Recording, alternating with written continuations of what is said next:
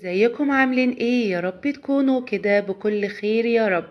النهاردة بقى هنعمل ايه؟ هنعمل وصفة اختراع، حاجة كده بجد خطيرة.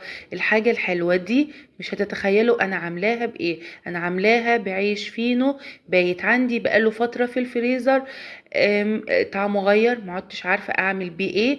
طلعت وعملت منه وصفة بجد خطيرة. استحالة اللي هيدوقها استحالة هيعرف ان انتي عاملاها بالعيش فينو. هيقول بسبوسة، هيقول كنافة، بس مش هيتخيلوا ان هي من العيش الفينو. ده العيش الفينو اهو، طلعته من الفريزر، قطعته قطع صغيرة كده اهو، وبحطه في الكبة.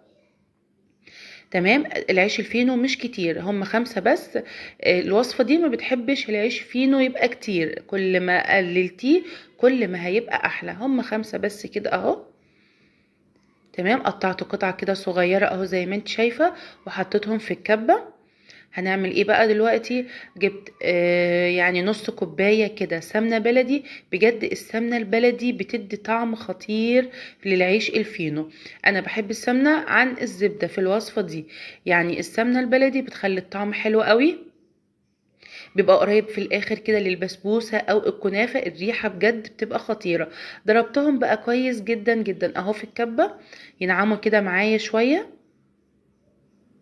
تمام، حلو جدا جدا. ويا ريت بقى لو عجبتك الوصفة، يا ريت لايك واشتراك في القناة وتعليق حلو كده منك. هنحطهم بقى في البولة بتاعتنا كده. انا والله مش عايزة اقولك الريحة خطيرة ازاي، وده بسبب ايه بقى؟ بسبب نص كوباية السمنة البلدي اللي انا حطيته. تمام، حلو جدا جدا. شايفين بقى شكله بيبقى ازاي اهو. هنركنه بقى كده على جنب ونعمل الكريمة بتاعتنا. هقول لكم بقى هي ازاي. 2.5 كوباية لبن. تمام، عليهم 3 معالق كبار نشا. مش هنحط طبعا سكر لان في الاخر هسقيها شربات. الكريمة بتاعتنا مش هيكون فيها سكر. يبقى 2.5 كوباية لبن، عليهم 3 معالق كبار نشا، معلقة كبيرة قشطة بلدي، فانيليا. هنرفعهم على النار لحد ما القوام يتقل كده معايا ويبقى كويس. تمام، بقلبها بس كده شوية اهو قبل ما ارفعها على النار. وبعدين هنعمل بقى دلوقتي الشربات، عبارة عن 1 كوباية سكر، كوباية الا ربع مية، وفانيليا. مش بحط فيه المعلقة خالص، بحطه 7 دقايق بس على النار وخلاص.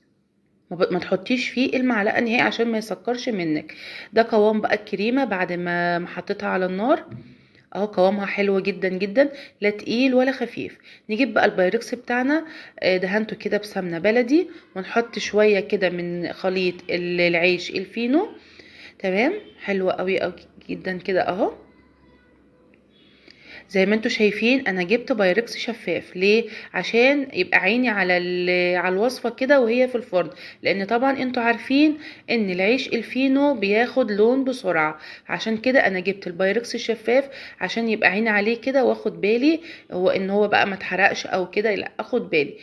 لان طبعا العيش الفينو بياخد لون بسرعه جدا جدا، فخدي بالك وهو في الفرن.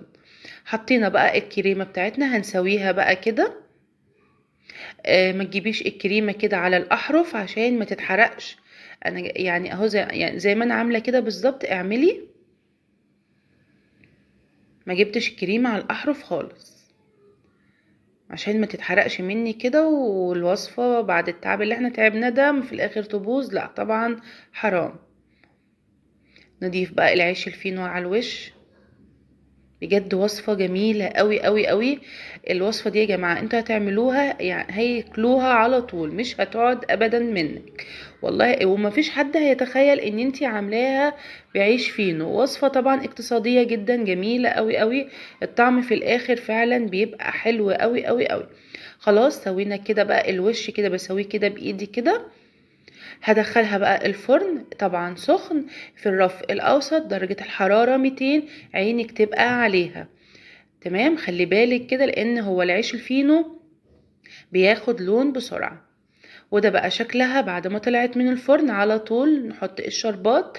عايزاها مسكرة حط كوباية الشربات كاملة، عايزاها يعني يبقى سكرها كده هادي وخفيف، خليهم نص كوباية الشربات بس. تمام، عشان ما تبقاش ايه مسكرة قوي. شايفين بقى الجمال؟ بجد خطيرة خطيرة خطيرة.